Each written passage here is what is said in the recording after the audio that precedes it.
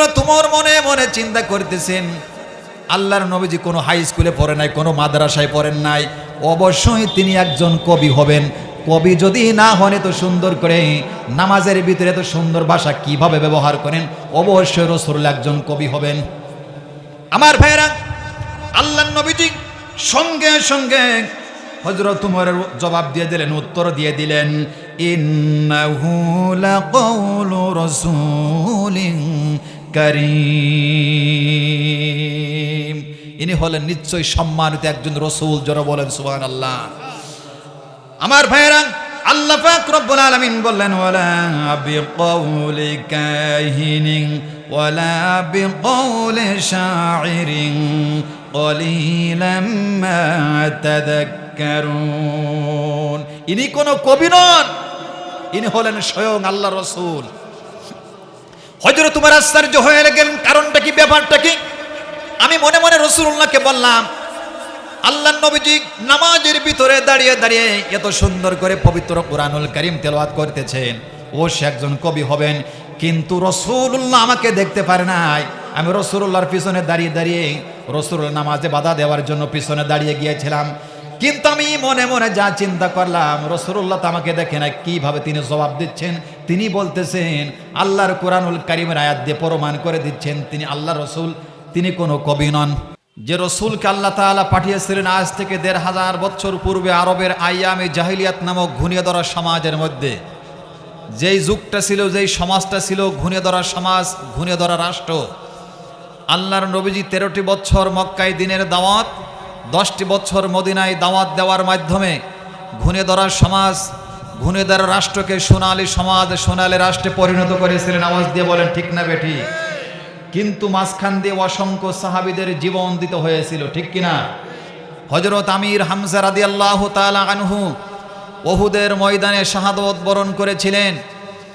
আমার ভাইয়েরা, হযরত আমির হামজার শরীরটাকে কেটে টুকরো টুকরো করে ৭০ টুকরা বানিয়ে কাফেররা গলায় মালা পরেছিল।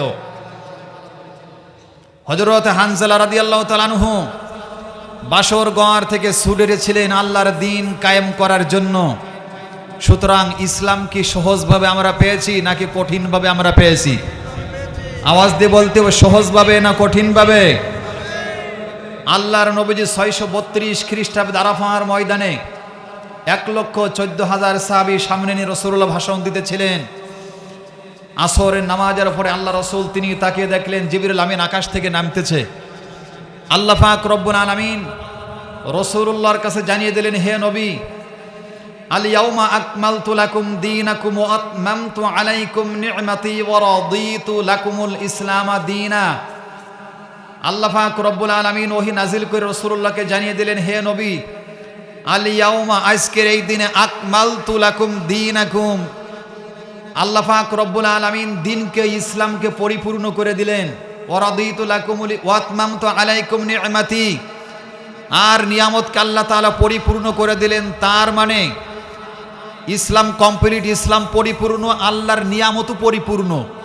যত নিয়ামত মানুষ গ্রহণ করবে কোরআন থেকে নিতে হবে, হাদিস থেকে নিতে হবে, বাহিরে কোনো নিয়ামত নাই। কথা বলে না? এবং একমাত্র ইসলামে আল্লাহর কাছে সন্তুষ্ট। তার মানে ইসলাম কমপ্লিট, ইসলাম চূড়ান্ত হয়ে গেছে, কমপ্লিট হয়ে গেছে। Islam is the code of life. Islam complete হয়ে গেছে, চূড়ান্ত হয়ে গেছে। এর ভিতরে কোনো কিছু ঢুকানোও যাবে না, বাড়ানোও যাবে না। কথা বলে না? কোনো কিছু ঢুকানো যাবে, কোনো কিছু বাড়ানো যাবে? যদি কোনো ব্যক্তি বাড়ায়, ঢুকায়, জাহান্নামে যাবে। কোথায় যাবে? তাহলে আজকের এই মাহফিল থেকে আমরা এ কথা আমাদেরকে বিশ্বাস রাখতে হবে, আল্লাহর কোরআনের উপর বিশ্বাস রেখে, নিয়ত রেখে, আমল করে জান্নাতে যাওয়ার আশা নিয়ে আমরা এখানে বসেছি। কোরআনের আলোচনা শুনবো, হিদায়াত নিয়ে আমরা বাড়িতে যাব কিয়ামতের ময়দানে। আল্লাহ পাক এই কোরআন আমাদের পক্ষে সুপারিশ করে আল্লাহর জান্নাতে পৌঁছায় দেবে, ঠিক কিনা? প্রখ্যাত তাবিঈ হাসান বসরি রহমাতুল্লাহ আলাইহি তিনি বলেছেন, দুনিয়ার মানুষেরা তোমরা শুনে রাখবা, পৃথিবীতে যত জায়গা রয়েছে সমস্ত জায়গা হলো অন্ধকারময় জায়গা। কি জায়গা? অন্ধকারময় জায়গা। কিন্তু যেখানে আল্লাহর কোরআনের নিয়ম আছে, আইন আছে, যে পরিবারে, যেই সমাজে, রাষ্ট্রের মধ্যে আল্লাহর কোরআনুল কারীমের আইন কানুন আছে, ওই সমাজটা, ওই রাষ্ট্র হলো আলোকিত জায়গা। জোরে বলেন সুবহানাল্লাহ। আপনারা এখানে বসেছেন, এটা আলোকিত নাকি অন্ধকার? সুতরাং এখান থেকে কিছু দূরে যদি আপনারা যান, ওখানে যদি বসেন, ওখানে আলো না অন্ধকার? সুতরাং এই আলোকিত জায়গায় যারাই বসবে, আল্লাহ পাক রব্বুল আলামিন এই কোরআন তাদেরকে হিদায়াত দিয়ে আল্লাহর জান্নাতে নিয়ে যাবে। কথা আমার না আল্লাহর? যারা বলেন কথা আমার না আল্লাহর? আল্লাহ পাক রব্বুল আলামিন বলেছেন, الذين يستمعون القول فيتبعون أحسنه أولئك الذين هداهم الله وأولئك هم أولو الألباب جرى بولن الله أكبر আল্লাহ পাক রব্বুল আলামিন বলেছেন, যারা পবিত্র কুরআনুল কারীমের আলোচনা শুনবে আর কুরআনুল কারীমের আইন কানুন দিয়ে, কুরআনুল কারীমের বিধান দিয়ে যারা জীবন পরিচালনা করবে, আল্লাহ পাক রব্বুল আলামিন বলেছেন এই কুরআনুল কারীম তাদেরকে আল্লাহ হিদায়াতের রাস্তা দেখায় দেবে। কুরআন তাদেরকে হিদায়াতের রাস্তা দেখায় দেবে। আমার ভাইরা, মুসলিম শরীফ থেকে একটি হাদিস আমি আপনাদেরকে শোনাই। হযরত আব্দুল্লাহ ইবনে উমর রাদিয়াল্লাহু তাআলা আনহু হাদিস খানা বর্ণনা করেছেন। আল্লাহর নবী, বিশ্ব নবী জনাবে মুহাম্মদুর রাসূলুল্লাহ সাল্লাল্লাহু আলাইহি ওয়াসাল্লাম বলেছেন, কিয়ামতের দিন, মুসিবতের দিন এমন কিছু কিছু মানুষ হাজির হয়ে যাবে যাদের মাথা থেকে আল্লাহ পাক রব্বুল আলামিন এত পরিমাণ নূর বাহির করবেন যে সূর্যের আলো পর্যন্ত কিয়ামতের ময়দানে হার মেনে যাবে। আল্লাহর নবীর সাহাবীরা প্রশ্ন করলেন, ইয়া রাসূলুল্লাহ, তারা কি নবী হবে নাকি শহীদ হবে? আল্লাহর নবী চোখের পানি ছেড়ে দিলেন, হে আমার সাহাবীরা, তারা নবীও হবে না, তারা শহীদ হবে না। আল্লাহর নবীর সাহাবীরা বললেন, ইয়া রাসূলুল্লাহ, তাহলে কিয়ামতের ময়দানে লক্ষ লক্ষ কোটি কোটি মানুষের ভিতরে তাদের এত বড় সম্মান কি জন্য হবে? আল্লাহর নবী জনাবে মুহাম্মদুর রাসূলুল্লাহ সাল্লাল্লাহু আলাইহি ওয়াসাল্লাম বললেন, আমার সাহাবীরা, এই দুনিয়ার দিকে যারা পবিত্র কুরআনুল কারীমের আলোচনা শুনেছিল আর কুরআনুল কারীম দিয়ে যারা জীবন পরিচালনা করেছিল, আল্লাহ পাক রব্বুল আলামিন কিয়ামতের ময়দানে বলবেন, আমার বান্দা বান্দিরা, দুনিয়ার থেকে আমার কোরআন দিয়ে আর রাসূলুল্লাহর আদর্শ, আমার আদর্শ দিয়ে যারা জীবন পরিচালনা করবে, কিয়ামতের ময়দানে আল্লাহ পাক রব্বুল আলামিন বলবেন, আল্লাহর বান্দা বান্দিরা, যাও তোমরা আল্লাহর জান্নাতে চলে যাও। ঘোষণা যখন হয়ে যাবে, আল্লাহর বান্দা বান্দিরা জান্নাতের গেটের কাছে গিয়ে তারা অবাক নয়নে তাকিয়ে থাকবে। জোরে বলেন সুবহানাল্লাহ। হঠাৎ একটা অদৃশ্য আওয়াজ আসবে, তাআলি ইয়া আবদি ইলাল জান্নাতি আল্লাযী উইদ্দাত লিল মুত্তাকিন। আল্লাহর জান্নাতি বান্দা বান্দিরা, জান্নাতের গেটের কাছে কি জন্য দাঁড়িয়ে আছো? জান্নাতের ভিতরে প্রবেশ করে দেখো, তোমার মাওলা এর চাইতে আরো ভালো জান্নাত তোমাদের জন্য তৈরি করে রেখেছেন। যারা বলেন আল্লাহু আকবার। আমরা কি আল্লাহর ওই জান্নাতে যেতে চাই? আল্লাহর জান্নাতে যেতে চান? আমার ভাইরা, আল্লাহর নবীর সাহাবীরা যখন, আমার ভাইরা, যখন তারা জান্নাতের ভিতরে প্রবেশ করবে, জান্নাতের ভিতরে প্রবেশ করে দেখবে জান্নাতের সমস্ত অঙ্গ প্রত্যঙ্গগুলো থেকে নূরের ফোকাস দিতেছে। আমার ভাইয়েরা, সাহাবীরা বললেন, ইয়া রাসূলুল্লাহ, আমরা কি ওই জান্নাতে যেতে পারবো? আল্লাহর নবীজি বললেন, আমার সাহাবীরা, যারা দুনিয়াতে আল্লাহর কোরআন দিয়ে, আমার আদর্শ দিয়ে যারা জীবন পরিচালনা করবে, আল্লাহ পাক রব্বুল আলামিন তাদেরকে আল্লাহর জান্নাত দান করবেন। যারা বলেন সুবহানাল্লাহ। আমার ভাইয়েরা, একটা মানুষের জীবন পরিচালনা করার জন্য জন্ম থেকে মৃত্যু পর্যন্ত মানুষের যা কিছু প্রয়োজন আল্লাহ পাক রব্বুল আলামিন সব কিছু তিনি খুলে খুলে আল্লাহ তাআলা কুরআনুল কারীমের মধ্যে বলে দিয়েছেন। আমার ভাইরা, আমার আল্লাহ পাক রব্বুল আলামিন বললেন, হো দুনিয়ার মানুষেরা, তোমাদের যখন রোগ হয়, তোমরা যখন অসুস্থ হয়ে পড়ো, ডাক্তারের কাছে যাও। ডাক্তার একটা প্রেসক্রিপশন লিখে দেয় কি দেয় না? ডাক্তার একটা প্রেসক্রিপশন লিখে দেয়।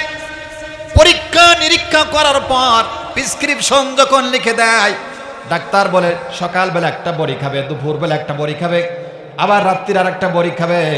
আমরা বললাম, ডাক্তার সাহেব, বড়ি খাইলে কি হবে? ডাক্তার বলে, বড়ি খাইলে তুমি সুস্থ হয়ে যাবা।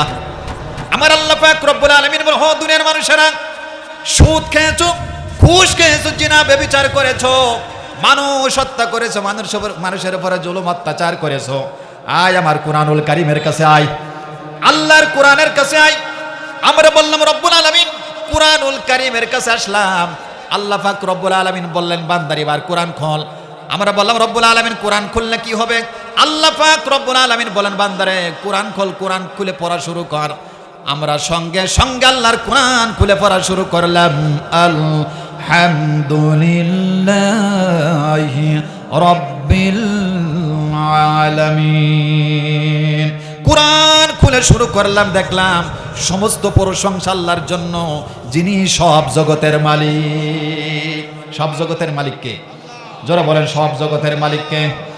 আমার ভাইরা, এবার আমার আল্লাহ পাক রব্বুল আলামিন বলে, ও দুনিয়ার মানুষেরা তাকিয়ে দেখ, ভালো করে তাকা। আমি আল্লাহ পাক রব্বুল আলামিন সূরা ফাতিহা থেকে সূরা নাস পর্যন্ত কত সুন্দর করে সাইনবোর্ড তৈরি করে দিয়েছি। তাকা, আমার কোরআনুল কারীমের দিকে তাকা। সূরা ফাতিহা থেকে আল্লাহ পাক রব্বুল আলামিন সূরা নাস পর্যন্ত সুন্দর করে আল্লাহ পাক সাইনবোর্ড দিয়ে আল্লাহ তাআলা সুন্দর করে তাকিয়ে আল্লাহ পাক সাজিয়ে দিলেন। আমার ভাইরা, আল্লাহ পাক রব্বুল আলামিন সূরা ফাতিহার পর বড় একটা সূরা দিয়ে আল্লাহ পাক রব্বুল আলামিন তিনি সাজিয়ে দিলেন। সেই সূরাটার নাম হলো সূরাতুল বাকারা। গাভীর নামে আল্লাহ পাক রব্বুল আলামিন তিনি একটা সূরা দিলেন। এরপর আল্লাহ পাক রব্বুল আলামিন আরেকটা বড় সূরা আল্লাহ পাক সুন্দর করে চতুষ্পদ জানোয়ারদের নামে আল্লাহ তাআলা সুন্দর করে সাজিয়ে দিলেন, সূরাতুল আনআম। আলহামদুলিল্লাহিল্লাযী খালাকাস সামাওয়াতি ওয়াল আরদা ওয়া জাআলাজ যুলুমাতি ওয়ান নূর। যারা বলেন আল্লাহু আকবার। আমার ভাইয়েরা, এই কুরআনুল কারীমের মধ্যে আমার আল্লাহ পাক রব্বুল আলামিন নবীদের নামে আল্লাহ পাক রব্বুল আলামিন তিনি সূরা দিয়েছেন। সূরাত ইউনূস, সূরাত ইব্রাহিম, সূরাত মুহাম্মদ, সূরাত ইউসুফ। আমার ভাইয়েরা, আল্লাহ পাক রব্বুল আলামিন পবিত্র কুরআনুল কারীমের মধ্যে আল্লাহ নিজের নামে একটা সূরা দিয়েছেন, আর রহমানু আল্লামাল কুরআনা খালাকাল ইনসানা আল্লামাহুল বায়ান। যারা বলেন আল্লাহু আকবার। আল্লাহ পাক রব্বুল আলামিন নিজের নামে একটা সূরা দিলেন, সূরাতুর রহমান। এই পৃথিবীতে আল্লাহ পাক রব্বুল আলামিন লক্ষ লক্ষ নবী রাসূলগণকে আল্লাহ পাক রব্বুল আলামিন তিনি পাঠিয়েছিলেন। আমার ভাইয়েরা, সর্বশেষ নবী হলো বিশ্ব নবী জনাবে মুহাম্মদুর রাসূলুল্লাহ সাল্লাল্লাহু আলাইহি ওয়াসাল্লাম। আমার ভাইয়েরা, আমাদের নবীর নামে আল্লাহ পাক একটা সূরা দিয়েছেন, সূরাত মুহাম্মদ। যারা বলেন সুবহানাল্লাহ। আমার ভাইয়েরা, গোটা মানব জাতির নামে পৃথিবীতে লক্ষ লক্ষ কোটি কোটি মানুষ রয়েছে। গোটা পৃথিবীর মানুষের জন্য আল্লাহ পাক রব্বুল আলামিন একটা সূরা নাজিল করেছেন, সূরাতুন নাস। কুল আউযু বিরাব্বিন নাসি মালিকিন নাসি ইলাহিন নাস। যারা বলেন আল্লাহু আকবার। আমার মা বোনেরা যারা আলোচনা শুনতেছেন, আমার মা বোনদের নামে আল্লাহ পাক রব্বুল আলামিন একটা সূরা নাজিল করেছেন, সূরাতুন নিসা। কোন সূরা? সূরাতুন নিসা। আমার ভাইয়েরা, এই কুরআনুল কারীমের মধ্যে আল্লাহ পাক রব্বুল আলামিন মুনাফিকদের নামে একটা সূরা নাজিল করেছেন, সূরাতুল মুনাফিকুন। ইযা জাআকাল মুনাফিকুনা ক্বালু নাশহাদু ইন্নাকা লারাসূলুল্লাহ। এই কুরআনুল কারীমের মধ্যে আল্লাহ পাক রব্বুল আলামিন মুমিনদের জন্য আল্লাহ পাক রব্বুল আলামিন একটা সূরা নাজিল করেছেন, সূরাতুল মুমিনুন। আল্লাহ পাক রব্বুল আলামিন কাফেরদের নামে আল্লাহ সূরা নাজিল করেছেন, সূরাতুল কাফিরুন। আল্লাহ পাক রব্বুল আলামিন মৌমাছির নামে একটা সূরা নাজিল করেছেন, সূরাতুন নাহাল। পিপিলিকার নামে আল্লাহ সূরা নাজিল করেছেন, সূরাতুন নামল। মাকড়সার নামে আল্লাহ পাক রব্বুল আলামিন সূরা নাজিল করেছেন, সূরাতুল আনকাবুত। যারা বলেন সুবহানাল্লাহ। এই কুরআনুল কারীমের মধ্যে আমার আল্লাহ পাক রব্বুল আলামিন রাতের নামে সূরা নাজিল করেছেন, সূরাতুল লাইল। দিনের নামে আল্লাহ সূরা নাজিল করেছেন সূরাতুন নাহাল। আল্লাহ পাক রব্বুল আলামিন তারকাজি নামে সূরা নাজিল করেছেন সূরাতুল কামার। চন্দ্রের নামে সূরা নাজিল করেছেন সূরাতুন নাজম। আমার ভাইরা, রাষ্ট্রের নামে আল্লাহ পাক রব্বুল আলামিন সূরা নাজিল করেছেন সূরাতুল মুলক। পার্লামেন্ট কিভাবে চালাতে হবে আল্লাহ পাক রব্বুল আলামিন তাও নাজিল করেছেন সূরাতুশ শুরা। ওয়া আমরুহুম বাইনাহুম শুরা। যারা বলেন সুবহানাল্লাহ। তার মানে হলো আমার ভাইরা, আল্লাহ পাক রব্বুল আলামিন নবীদের নামে সূরা নাজিল করেছেন, কাফিরদের নামে আল্লাহ পাক সূরা নাজিল করেছেন, মুমিনদের নামে আল্লাহ পাক রব্বুল আলামিন সূরা নাজিল করেছেন, মৌমাছির নামে আল্লাহ পাক রব্বুল আলামিন সূরা নাজিল করেছেন, মহিলাদের নামে আল্লাহ পাক রব্বুল আলামিন সূরা নাজিল করেছেন। আমার ভাইরা, মহিলারা কেমন করে চলবে, কীট পতঙ্গ কেমন করে চলবে, তারকারাজি কেমন করে চলবে, নবীদের দায় দায়িত্ব কি থাকবে, সাধারণ মানুষের দায় দায়িত্ব কি থাকবে, দুনিয়াতে আসার পর বান্দা কেমন করে চলবে, আমি আল্লাহ পাক সব কিছু খুলে খুলে পবিত্র কোরআনুল কারীমের মধ্যে বলে দিয়েছি। যারা বলেন সুবহানাল্লাহ। ওয়া নাযালনা আলাইকাল কিতাবা তিবয়ানাল লিকুল্লি শাইইন ওয়া হুদাও ওয়া রাহমাতাও ওয়া বুশরা লিল মুসলিমিন। যারা বলেন আল্লাহু আকবার। আল্লাহ পাক রব্বুল আলামিন বলেছেন, বান্দারে, হে নবী, আমি আপনার উপরে পবিত্র কোরআনুল কারীম নাজিল করেছি। ওয়া নাযালনা আলাইকাল কিতাবা তিবয়ান, প্রত্যেকটা বিষয় সম্পর্কে আমি আল্লাহ পাক খুলে খুলে আলোচনা করে দিয়েছি, বর্ণনা করে দিয়েছি। মানুষের জন্য যা কিছু লাগবে, যা কিছু প্রয়োজন হবে, আমি আল্লাহ পাক সব কিছুই পবিত্র কোরআনুল কারীমের মধ্যে আলোচনা করে দিয়েছি। বাস, যথেষ্ট হয়ে গেছে। ওয়া হুদাও, হিদায়াত দিয়ে পরিপূর্ণ করে দিলাম। মানুষ পড়বে, জানবে, আমল করবে, হিদায়াত পেয়ে আল্লাহর জান্নাতে চলে যাবে। যারা বলেন সুবহানাল্লাহ। ও রহমা, রহমত দিয়ে আমি আল্লাহ পাক পরিপূর্ণ করে দিলাম। রহমতের যত জায়গা আছে আল্লাহর কোরআন, রাসূলুল্লাহ সারা পৃথিবীতে বড় রহমত আর নাই, আছে। ওয়া বুশরা লিল মুসলিমিন, এটাই হলো মুসলমানদের জন্য সুসংবাদ। যারা বলেন সুবহানাল্লাহ। আমার ভাইয়েরা, পৃথিবীতে আল্লাহর কোরআন, দুনিয়ার কোনো মানুষকে আল্লাহ পাক কষ্ট দেওয়ার জন্য আল্লাহ পাক পৃথিবীতে আল্লাহ কোরআনুল কারীম পাঠান নাই। কোরআন পেয়ে মানুষ কষ্ট পাবে, কোরআন পেয়ে মানুষ লাঞ্ছিত হবে, অপমানিত হবে। কোরআন যাদের ভিতরে থাকবে তারা অপমানিত হবে, তারা খাবার পাবে না। এর জন্য আল্লাহ পাক রব্বুল আলামিন তিনি পৃথিবীর মধ্যে আল্লাহর কোরআন পাঠায় নাই। আল্লাহ পাক রব্বুল আলামিন বলেছেন, তাহা মা আনজালনা আলাইকাল কুরআন লিতাশকা ইল্লা তাযকিরাতাল লিমান ইয়াখশা তানজিলাম মিম্মান খালাকাল আরদা ওয়াস সামাওয়াতিল উলা। যারা বলেন আল্লাহু আকবার। আল্লাহ পাক রব্বুল আলামিন বলেছেন, হে নবী, এই কোরআন আমি আল্লাহ পাক রব্বুল আলামিন আপনার উপরে নাজিল করেছি। কোরআন আপনাকে কষ্ট দেবে, আপনার ভাগ্যকে নষ্ট করে দেবে। এই জন্য আমি আল্লাহ পাক রব্বুল আলামিন আপনার উপরে কোরআনুল কারীম নাজিল করে নাই। আমি আল্লাহ পাক আপনার উপর কোরআনুল কারীম নাজিল করেছি, আপনার ভাগ্যকে সৌভাগ্য করে দেবে। যারা বলেন সুবহানাল্লাহ। ভাগ্য হতো জাতিকে, আল্লাহ পাক সৌভাগ্য করে দেবে। যারা বলেন সুবহানাল্লাহ। আমার ভাইয়েরা, কোরআন যদি মানুষের ভাগ্যের পরিবর্তনকারী হয়ে থাকে, কোরআন যদি মানুষের সমাজের পরিবর্তন ঘটাতে থাকে, কোরআন যদি রাষ্ট্রের পরিবর্তন ঘটায়, আমরা কি জন্য আল্লাহর কোরআন বাদ দিয়ে আমার ভাইরা দুনিয়ার মানুষের তৈরি করা আইনের পিছনে আমরা চলতেছি? আওয়াজ দিয়ে বলেন ঠিক না বেঠিক? আমার ভাইরা, আল্লাহর নবীজির উপরে যখন পবিত্র কোরআনুল কারীম নাজিল হয়ে গেল, আল্লাহর নবীদের সুনাম চতুর্দিকে সরে যেতে থাকলো। আমার ভাইরা, রাসূলুল্লাহর বিরোধিতা শুরু হয়ে গেল। আমার ভাইরা, মক্কার বড় বড় কাফেররা পর্যন্ত রাসূলুল্লাহর বিরোধিতা শুরু করলো। তার মধ্যে ছিল হযরত উমর। হযরত উমর তখন পর্যন্ত তিনি কালেমা পড়ে নাই, ইসলামের ছায়াতল আসে নাই। হযরত উমর তিনি শুনতে পেয়েছেন আল্লাহর নবীজি গভীর রজনীতে তিনি নাকি রাতের আধারে বাড়িতে থাকতে পারেন না, ঘুমিয়ে থাকতে পারেন না। আল্লাহর নবীজি তিনি রাতের আধারে কাবা ঘরের ভিতরে গিয়ে তিনি আল্লাহর কোরআনুল কারীম তেলাওয়াত করেন, আর নামাজের ভিতরে দাঁড়িয়ে দাঁড়িয়ে আল্লাহর দরবারে কান্নাকারি করেন। আমার ভাইরা, হযরত উমর বললেন, আজকে থেকে রাসূলুল্লাহর আমি কাবা ঘরের ভিতরে নামাজ আদায় করতে দেব না, পবিত্র কোরআনুল কারীম তেলাওয়াত আমি করতে দেব না। হযরত উমর তিনি বলছেন, সারাদিন আমি অপেক্ষায় থাকলাম কোন সময় রাসূলুল্লাহ বাড়ি থেকে বের হয়ে যায়। আমার ভাইরা, সারাদিন হযরত ওমর অপেক্ষায় থাকলেন। রাত যখন গভীর হয়ে গেল, হযরত ওমর রাসূলুল্লাহর ঘরের পিছনে তিনি দাঁড়িয়ে আছেন। আল্লাহর নবী ইতিমধ্যে ঘর থেকে বের হলেন। এদিক ওদিক থেকে রাসূলুল্লাহ কাবা ঘরের ভিতরে চলে গেলেন।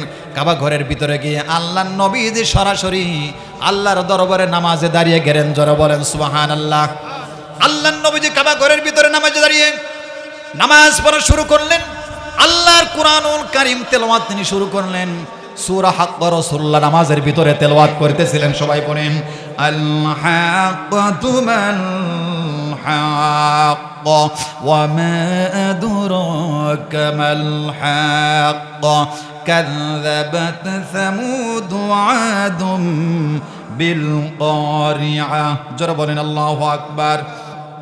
আমার ভাইরা, হযরত ওমর তিনি নিজে বলছেন, আল্লাহর নবীজির কণ্ঠে আমি পবিত্র কুরআনুল কারীম তেলাওয়াত শুনতাম, তেলাওয়াত শুনলাম। এত সুন্দর ভাষা, আরবের বুকে কবি, আরবের বুকে যে সমস্ত কবিরা আছে এত সুন্দর ভাষা ব্যবহার করতে পারে না। আল্লাহর নবীজি যে সুন্দর করে আরবি ভাষায় পবিত্র কুরআনুল কারীম তেলাওয়াত করতেছেন।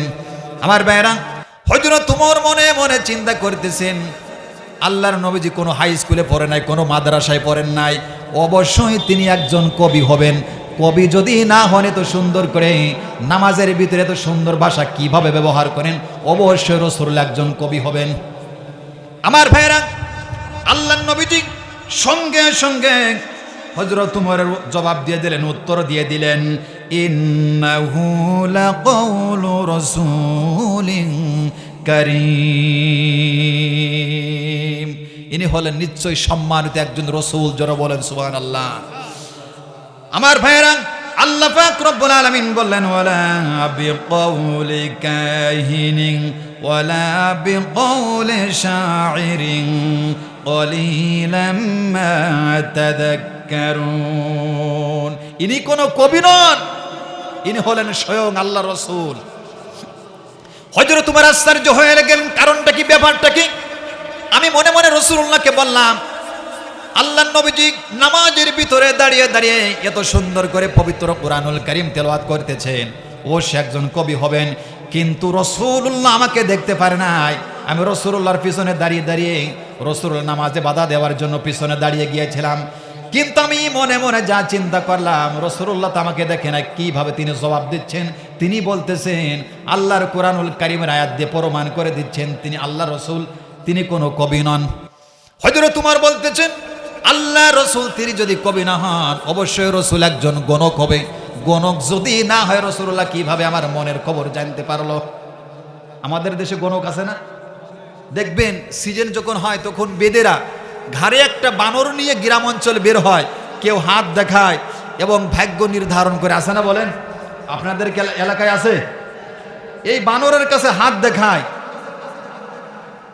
যে বানর দেখে বলে যে তুমি 2 বছরের ভিতরে তুমি লক্ষ লক্ষ টাকার মালিক হবা, 1 তালা 2 তালার মালিক হবা, এরপরে তুমি 500 বিঘা জমির মালিক হবা। এরকম ভাগ্য নির্ধারণ করে না? আরে বোকা, তুই যদি মানুষের ভাগ্য নির্ধারণ করে 5 তলা বিল্ডিং এর গ্যারান্টি দিতে পারিস, তাহলে তুই বানর নিয়ে ঘুরে ঘুরে তুই গ্রাম অঞ্চলে বের হস কি জন্য? তুই আগে বড় লোক হ। কথা বলে না। আমার রাসূল কি, আমার রাসূল কি গণক ছিল? আমার রাসূল কি শিরক করেছিল? আমার রাসূল শিরক নির্মূল করার জন্য পৃথিবীতে আগমন করেছিল। আওয়াজ দিয়ে বলেন ঠিক না বেঠি? আমার ভাইরা, আল্লাহর নবী, বিশ্ব নবী জনাবে মুহাম্মদুর রাসূলুল্লাহ সাল্লাল্লাহু আলাইহি সাল্লাম তিনি সঙ্গে সঙ্গে হযরত ওমরের তিনি উত্তর দিয়ে দিলেন, ওয়ালা বিকাউলি কাহিনিন কলিলাম মা তুমিনুন তানজিলুম মির রাব্বিল আলামিন। যারা বলেন আল্লাহু আকবার। আমার ভাইরা, আল্লাহর নবীজি বললেন, আল্লাহর নবীজি হযরত ওমর উত্তর দিয়ে দিলেন, কবি ইনি কোনো গণক নন। তোমরা অল্প সংখ্যক কিছু সংখ্যক লোক এই নসিহতগুলো তোমরা গ্রহণ করে থাকো। তানজিলুম মির রাব্বিল আলামিন, আমি যা কিছু তেলাওয়াত করতেছি এটা হলো আল্লাহর পক্ষ থেকে আমার উপরে যা নাজিল করেছেন আল্লাহর কুরআনুল কারীমের ভাষা। যারা বলেন সুবহানাল্লাহ। হযরত ওমর আশ্চর্য হয়ে গেলেন, কারণটা কি, ব্যাপারটা কি? আমি রাসূলুল্লাহকে কাবা ঘরের ভিতরে বাধা দেওয়ার জন্য এসেছিলাম। রাসূলুল্লাহ নামাজে ডিস্টার্ব করব, কোরআন তেলাওয়াত করতে দেব না। হযরত তোমার মনে মনে চিন্তা করলেন আর বেশি সময় থাকা যাবে না কাবা ঘরের মধ্যে। এমন হতে পারে রাসূলুল্লাহর হাতে বায়াত গ্রহণ করে কাবা ঘরের ভিতরে কালেমা পড়ে মুসলমান হয়ে যেতে পারি। আমার ভাইরা, হযরত তোমার রাসূলুল্লাহ নামাজে বাধা দেওয়ার জন্য কাবা ঘরের ভিতরে ঢুকেছিলেন, কিন্তু আল্লাহর কোরআনুল কারীমের এমন ভাবে প্রেমে পড়ে গেল। আল্লাহর কোরআন শুনতে শুনতে আমার ভাইরা হযরত ওমর কোরআনুল কারীমের প্রেমে পড়ে গেল। জোরে বলেন সুবহানাল্লাহ। নিজেকে বললেন, মন রে আর এখানে থাকা যাবে না, আর এখানে থাকা যাবে না। হযরত ওমর কাবা ঘরের ভিতর থেকে বের হয়ে গেলেন। আমার আল্লাহ পাক রব্বুল আলামিন বলেন, ওমর আমার রাসূলকে কাবা ঘরের ভিতরে বাধা দেওয়ার জন্য তুমি গিয়েছিলে, আল্লাহর কোরআনুল কারীম তুমি তেলাওয়াত করতে দেবে না। আমি আল্লাহ পাক রব্বুল আলামিন বলে দিলাম, আমি আল্লাহ পাক হযরত ওমরকে আবার কোরআনুল কারীমের কাছে আবার ফেরত আনবো। জোরে বলেন সুবহানাল্লাহ।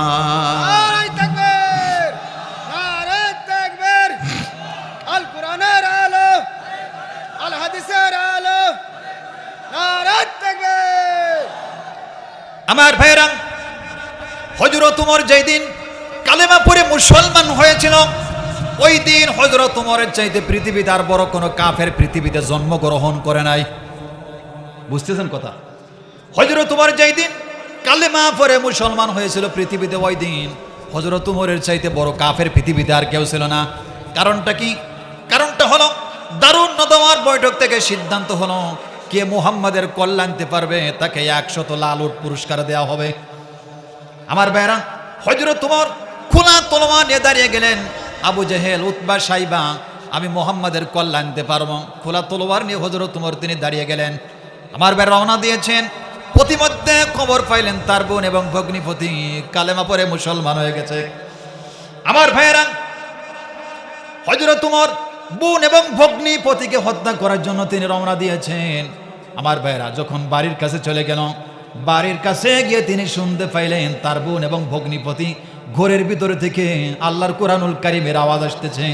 তাহা মা আনজালনা আলাইকাল কুরআনা লিতাশকা ইল্লা তাযকিরাতাল লিমান ইয়াখশা তানজিলাম মিম্মান খালাকাল আরদা ওয়াস সামাওয়াতিল উলা। জোরে বলেন আল্লাহু আকবার। হযরত ওমর ঘরের দরজা ভেঙে ফেললেন, তার বোন এবং ভগ্নিপতিকে মারতে মারতে রক্তাক্ত করে ফেললেন। আমার আল্লাহ পাক রব্বুল আলামিন বলেন, ওমর রে, চাবিকাঠি তো আমার হাতে, আমি যা বলবো তাই হয়ে যাবে। চাবিকাঠি কার হাতে? আমার আল্লাহ বলেন, ওমর আমার রাসূলকে হত্যা করার জন্য তুমি রওনা দিয়েছো, চাবিকাঠি তো আমার হাতে, আমি যা বলবো তাই হয়ে যাবে। তার বোন এবং ভগ্নিপতিকে মারতে মারতে আমার রক্তাক্ত করে ফেলেছে। আমার আল্লাহ পাক হঠাৎ হযরত ওমরের ভিতরে আল্লাহর কোরআনুল কারীমের প্রতি মহব্বত তৈরি করে দিলেন। হযরত ওমর নিজেও চোখের পানি, নিজের চোখ থেকে টপ টপ করে পানি পড়তেছে। বোনকে বলেন, বোন রে, ভুল করেছি, তোকে মেরে কোন সূরাটা পড়তেছিলি ওই সূরাটা একটু আমার কাছে দে। তার বোন, আমার ভাইরা, গাছের সালে সূরাতুত তাহা লেখা ছিল। কোন জায়গায় লেখা ছিল? গাছের সাল। তখনও পূর্ণাঙ্গ কোরআন এক জায়গায় একত্রিত করা হয় নাই। গাছের সালে সূরা তাহা লেখা ছিল। তার বোন বলতেছে, ভাই তুমি তো এখনো পর্যন্ত অপবিত্র আছো, তোমার হাতে এটা দেওয়া যাবে না। ওযু করো, পাক পবিত্র হও, গোসল করো। যখন গোসল করলেন, আমার ভাইয়েরা, আল্লাহ নবীজির কাছে নিয়ে যাওয়া হলো। হযরত ওমর বলছেন, তাড়াতাড়ি রাসূলুল্লাহর দরবারে আমাকে নিয়ে যাও। আল্লাহ নবীজি দারুল আরকামের ভিতর অবস্থান করতেছিলেন। হযরত ওমরকে দেখে সাহাবীরা ভয় পেয়ে গেলেন। আমার ভাইয়েরা, আল্লাহ নবীজি দারুল আরকামের ভিতরে ছিল, রাসূলুল্লাহর সাথে ছিলেন হযরত আমির হামজা রাদিয়াল্লাহু তাআলা আনহু। দারুল আরকামের ভিতর থেকে ছোট্ট একটা ফাঁকা জায়গা ছিল, ভিতর থেকে হযরত আমির হামজা দেখতে পেল হযরত ওমর দারুল আরকামের গেটের কাছে দাঁড়িয়ে আছেন। সাহাবীরা ভয়ে কম্পন শুরু হয়ে গেল। আমির হামজা বললেন, সাহাবীরা, বাহিরে হট্টগোল শুরু হয়েছে, কারণটা কি? সাহাবীরা বললেন, হে আল্লাহর নবীর সাহাবী আমির হামজা হযরত ওমর রাসূলুল্লাহকে হত্যা করার জন্য আগমন করেছে। আমার ভাইরা, হযরত আমির হামজা বললেন, আল্লাহর কসম দিয়ে বললাম, আজকে যদি ওমর আমার রাসূলকে হত্যা করার জন্য যদি টার্গেট নাই, আমি আমির হামজা আল্লাহর কসম দিয়ে বললাম, ওমর আজকে আমার হাত থেকে বাঁচতে পারবে না, কল্লা দুই ভাগ করে দেব। দারুল আরকামের গেটটা খোলা হলো। হযরত উমর তলোয়ার ফেলে দিয়ে রাসূলুল্লাহর কাছে আমার ভাইরা বসে পড়লেন। আল্লাহ নবী হাতটা ধরে, ইয়া রাসূলুল্লাহ ভুল করেছি। দারুন নদওয়ার বৈঠক থেকে সিদ্ধান্ত হয়েছিল যে ব্যক্তি মুহাম্মাদের কল্যাণ আনতে পারবে তাকে 100 লালুট পুরস্কার দেওয়া হবে। আমি ওমর দাঁড়িয়ে গিয়েছিলাম রাসূলুল্লাহর কল্যাণ আনবো। আমার ভাইরা হযরত উমর বললেন, ইয়া রাসূলুল্লাহ আমি ভুল করেছি, আমি ভুল করেছি, আপনি সঙ্গে সঙ্গে আমাকে পড়াইয়ে দেন। আশহাদু আল্লা ইলাহা ইল্লাল্লাহু ওয়া আশহাদু আন্না মুহাম্মাদান আবদুহু ওয়া রাসূলুহু। আমার ভাইরা হযরত উমরের মতো কাফের যদি আল্লাহর কুরআনুল কারীমের তেলাওয়াত শুনে আল্লাহর কুরআন তাকে হিদায়াত দিতে পারে মুসলমান বলে দাবি করার পর, আমার ভাইরা কোরআন পাওয়ার পরেও যদি আমরা হিদায়াত না পাই, জাহান্নাম ছাড়া কিন্তু আমার ভাইরা কোনো রাস্তা থাকবে না। আওয়াজ দিয়ে বলেন ঠিক না বেঠিক? কারণ আল্লাহ পাক রব্বুল আলামিন বলেছেন, ওয়া ইয়াশু আন যিকরির রহমানি নুকাইয়িদ লাহু শাইতানান ফাহুয়া লাহু করিন। যারা বলেন আল্লাহু আকবার। আল্লাহ পাক রব্বুল আলামিন বলেছেন, যারা আল্লাহর কোরআন থেকে রহমানের জিকির থেকে যারা দূরে সরে যাবে, আমি আল্লাহ পাক রব্বুল আলামিন এই দুনিয়াতে তাদেরকে শয়তানের বন্ধু বানিয়ে দেব। ফরিদপুরবাসী আওয়াজ দিয়ে বলতে হবে, আল্লাহর কোরআন থেকে যারা দূরে সরে যাবে তারা আল্লাহর বন্ধু নাকি শয়তানের বন্ধু? আওয়াজ দিয়ে বলেন কার বন্ধু? আমার বাইরে কিন্তু দুঃখের বিষয় হলো আজকে বুদ্ধিজীবীরা এই টার্গেটগুলো নিয়েছে। আপনার সন্তান ডাক্তার হবে, আপনার সন্তান ইঞ্জিনিয়ার হবে, আপনার সন্তান মেম্বার হবে, আপনার সন্তান চেয়ারম্যান হবে, আপনার সন্তান প্রধানমন্ত্রী হবে, কিন্তু আপনি যখন মারা যাবেন আপনার জানাজার নামাজ পড়াতে পারবে না। কথা বলে না আমার বোন। আমি বলছি না যে আপনার সন্তানকে আপনি ডাক্তার বানাবেন না, ইঞ্জিনিয়ার বানাবেন না। অবশ্যই ডাক্তারের প্রয়োজন আছে, ইঞ্জিনিয়ারের প্রয়োজন আছে, এমপির প্রয়োজন আছে, মেম্বারের প্রয়োজন আছে, কিন্তু আমার ভাইয়েরা আমরা ওই চেয়ারম্যানকে আমরা চাই, এমপিকে আমরা চাইনি। আপনি মারা যাবেন কিন্তু আপনার জানাজার নামাজ পড়াতে পারবে না। কথা বলেন না কেন? আমার ভাইয়েরা আমার আল্লাহ পাক রব্বুল আলামিন বললেন, ও দুনিয়ার মানুষেরা, তোর সন্তান ডাক্তার হলো, তোর সন্তান ইঞ্জিনিয়ার হলো, তোর সন্তান প্রকৌশলী হলো, তোর সন্তান এমপি হলো, মন্ত্রী হলো, ঢাকা বিশ্ববিদ্যালয় থেকে অনার্স মাস্টার শেষ করেছে, লন্ডন অক্সফোর্ড বিশ্ববিদ্যালয় থেকে সর্বোচ্চ ডিগ্রি অর্জন করেছে, এত লেখাপড়া করার পরে তুমি মারা গেলে তোমার জানাজার নামাজ পড়াতে পারলো না, তার মানে প্রমাণ হয়ে গেছে তোমার সন্তান আল্লাহর কোরআন রাসূল আদর্শ দিয়ে জীবন পরিচালনা করে নাই। তোমার সন্তান দুনিয়ার মানুষের তৈরি করা মতবাদ দিয়ে জীবন পরিচালনা করেছে। আওয়াজ দিয়ে বলেন ঠিক না বেঠিক? আর আপনার সন্তান যদি পবিত্র কুরআনুল কারীমের হাফেজ যদি আলেম হয়ে যায়, আপনি যখন মারা যাবেন, পাড়া প্রতিবেশী আত্মীয় স্বজন বলবে, আব্দুর রহিম তোর আব্বা মারা গেছে, তাড়াতাড়ি তোর আব্বাকে তুই গোসল করিয়ে দে। আওয়াজ দিয়ে বলেন বলবে কি বলবে না? তোর আব্বা মারা গেছে, তাড়াতাড়ি তোর আব্বাকে তুই গোসল করিয়ে দে। যে হাত দিয়ে আল্লাহর কোরআন লক্ষ লক্ষ কোটি কোটি কোটি গুণবার আল্লাহর কোরআন স্পর্শ করেছিলি, ওই হাত দিয়ে তোর আব্বাকে তুই গোসল করাই দে। গোসল যখন করাই দেবে, আমার ভাইরা জানাজার নামাজের জন্য কোনো মেম্বারকে ডাকা হবে না, কোনো চেয়ারম্যানকে ডাকা হবে না, কোনো এমপিকে ডাকা হবে না, কোনো মন্ত্রীকে ডাকা হবে না।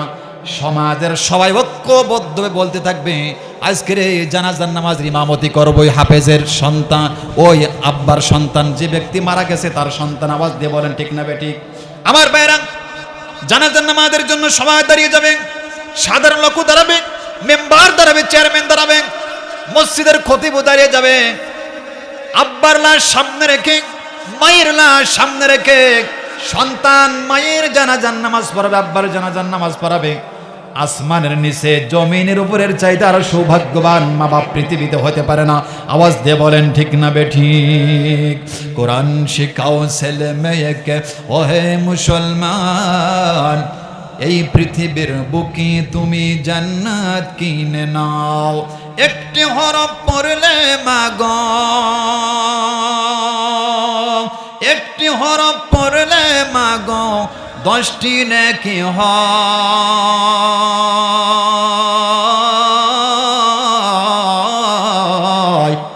মা বাবার আমল নামায় অর্ধেক জমা হয়। মা বাবার আমল নামায় অর্ধেক জমা হয়। সন্তান যদি দিনদার না হয়, যদি আলেম না হয়, যদি হাফেজ না হয়, আপনি যখন মারা যাবেন আপনার জানাজার নামাজ পড়াতে পারবে? আওয়াজ দিয়ে বলেন পারবে? রোজ নামাজে দুই হাত তুলে চোখের পানি ফেলে রব্বির হামহুমা বলে কাঁদবে তোমার ছেলে, কান্নাকাটি করবে না? রোজ নামাজে দুই হাত তুলে চোখের পানি ফেলে রব্বির হামহুমা বলে কাঁদবে তোমার ছেলে। আরে সেই দোয়াটা আল্লাহর কাছে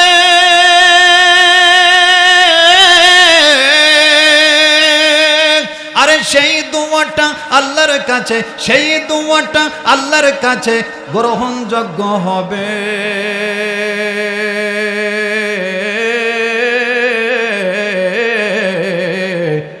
এই পৃথিবীর বুকে তুমি জান্নাত কিনে নাও, এই পৃথিবীর বুকে তুমি জান্নাত কিনে নাও। তোমার ছেলে জানাজাতে তোমার ইমাম হবে, চোখের পানি ফেলে ফেলে কাঁদবে আল্লাহর কাছে। ইমাম ভাড়া করে নিয়ে এসে জানাজা পড়ালে ওই ইমামের চোখ থেকে পানি বের হবে? কথা বলে না, বের হবে? অনেক ইমাম আছে যে 500 টাকা না দিলে পারে ভালো করে দোয়াই করতে চায় না, কথা বলে না। তোমার ছেলে জানাজাতে তোমার ইমাম হবে, চোখের পানি ফেলে ফেলে কাঁদবে আল্লাহর কাছে। আরে দাফন দেবে দোয়া করবে,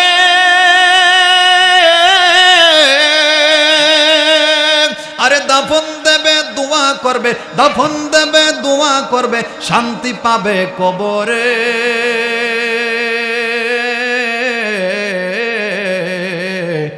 এই পৃথিবীর বুকে তুমি জান্নাত কিনে নাও, এই পৃথিবীর বুকে তুমি জান্নাত কিনে নাও। মাগো তোমার ছেলে মেয়েকে কোরআন শিক্ষা দাও, এই পৃথিবীর বুকে তুমি জান্নাত কিনে নাও। একটি হরফ পড়লে মাগো, একটি হরফ পড়লে মাগো 10টি নেকি হয়।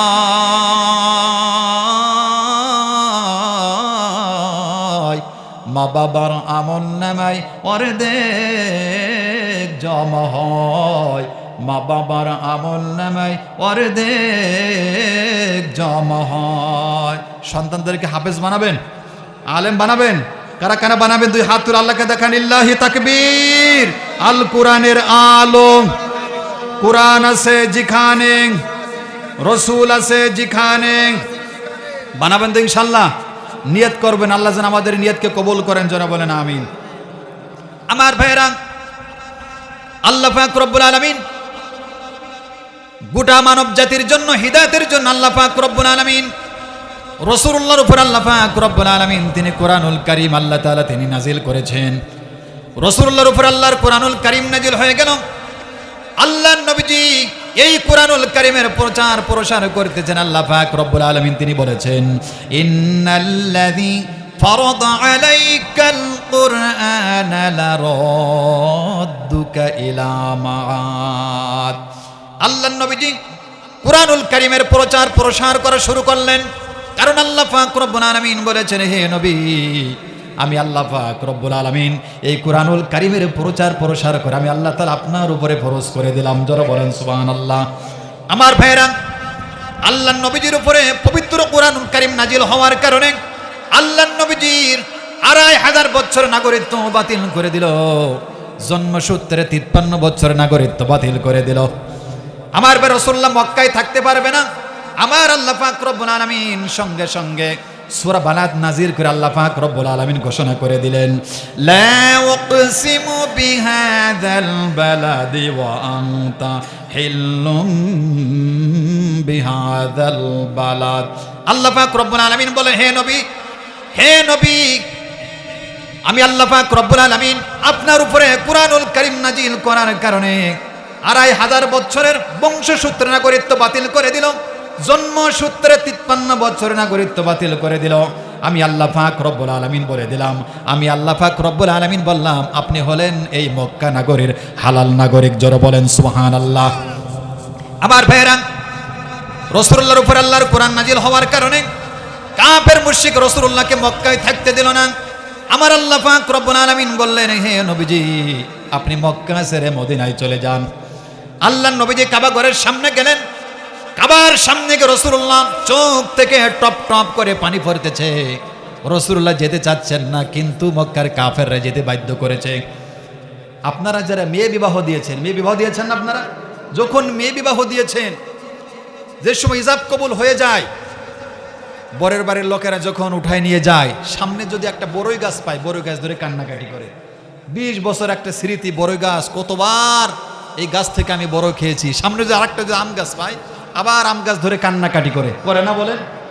একটা মায়া জড়িত, একটা মোহব্বত থাকে। রাসূলুল্লাহ মক্কা থেকে মদিনায় যেতে চাচ্ছেন না, কিন্তু কাবাগরের সামনে গেলেন আর রাসূলুল্লাহর চোখ থেকে টপ টপ করে পানি বের হচ্ছে। আল্লাহর নবীজি মক্কা থেকে মদিনায় চলে গেলেন। আমার ভাইয়েরা, 10 বছর আল্লাহর নবীজি মদিনার রাষ্ট্র প্রেসিডেন্ট ছিলেন। 8ম হিজরিতে আল্লাহর নবীজি বলেন, আমার সাহাবীরা, যে মক্কার কাফের আমাকে থাকতে দিল না, আমার উপর আল্লাহর কোরআনুল কারীম নাজিল হওয়ার কারণে মক্কার কাফের আমাকে থাকতে দিল না। মক্কা বিজয়ের উদ্দেশ্য মক্কার ভিতরে প্রবেশ করা লাগবে। আল্লাহর নবী জনাবে মুহাম্মদুর রাসূলুল্লাহ সাল্লাল্লাহু আলাইহি সাল্লাম আমার ভাইরা 10,000-এর মধ্যে মুজাহিদ সাহাবীদেরকে নিযুক্ত করলেন। আল্লাহর নবীজি বললেন, হে আমার সাহাবীরা, তোমরা যখন মক্কার ভিতরে প্রবেশ করবে, কোনো গরিবের গায়ে হাত তুলবে না, কোনো এতিমের গায়ে তোমরা হাত তুলবে না, কোনো মিসকিনের গায়ে তোমরা হাত তুলবে না। এই সংবাদ যখন মক্কায় পৌঁছায় গেল, আমার ভাইরা, কাফের মুশরিকেরা ঘর বাড়ি ছেড়ে দিয়ে তারা জঙ্গলের দিকে দৌড়াচ্ছে। আর আল্লাহর নবী, বিশ্ব নবী জনাবে মুহাম্মদুর রাসূলুল্লাহ সাল্লাল্লাহু আলাইহি সাল্লাম মাথাটা নত করে মক্কার ভিতরে প্রবেশ করলেন। জোরে বলেন সুবহানাল্লাহ। আল্লাহর নবী তিনি তাকিয়ে দেখলেন, 60 থেকে 70 বছর একজন বৃদ্ধা মহিলা, মাথায় একটা গাঁট্টিন একবার পরে যায় আর একবার উঠায়, গাঁট্টিন একবার পরে যায় আর একবার উঠায়। আল্লাহর নবীজি উষ্টের পিঠ থেকে তিনি নামলেন, বুড়িমার গাঁট্টিটা নিজে মাথায় বহন করলেন। আল্লাহ নবীজি বলেন, হো বৃদ্ধা মহিলা, তুমি কোথায় যাবে?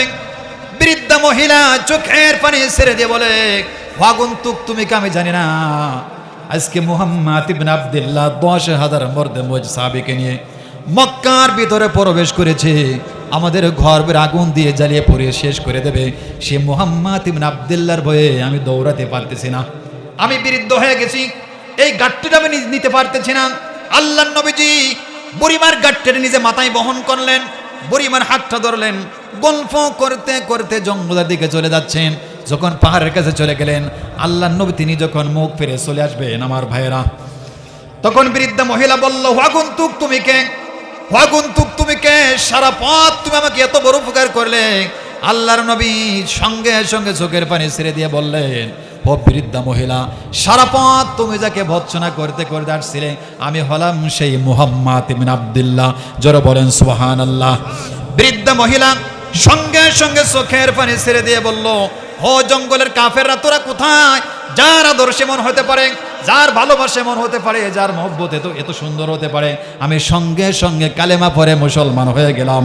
আশহাদু আল্লা ইলাহা ইল্লাল্লাহু ওয়া আশহাদু আন্না মুহাম্মাদান আবদুহু ওয়া রাসূলুহু। যে রাসূলুল্লাহকে, আল্লাহর নবীজির উপরে আল্লাহর কোরআনুল কারীম নাজিল হওয়ার কারণে রাসূলুল্লাহকে মক্কা থেকে মদিনায় তাড়িয়ে দিয়েছিল।